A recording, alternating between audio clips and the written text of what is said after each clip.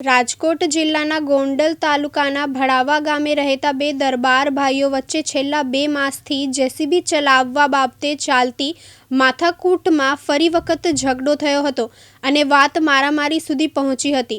બંને ભાઈઓ અને તેના પરિવાર વચ્ચે ખેલાયેલા ધીંગાણામાં 3ને ઈજા થઈ હતી।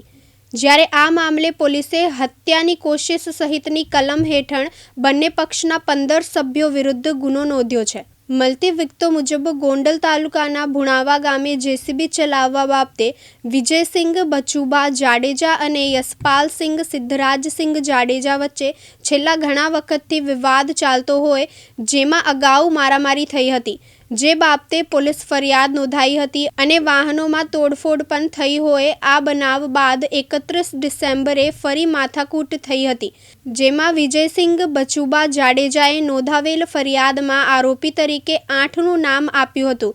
ફરિયાદમાં જણાવ્યા મુજબ અગાઉ જેસીબી ચલાવવા બાબતે થયેલ માથાકૂટનું બંદૂક રાખી તેના ભાઈ અને ભત્રીજા સહિતના શખ્સોએ ભુણાવા ગામે માથાકૂટ કરી હુમલો કર્યો હતો, જેમાં વિજયસિંહ ઉપરાંત કૃષ્ણપાલસિંહ તથા ઓમદેવસિંહ અને ભગીરથસિંહને ઈજા થઈ હતી।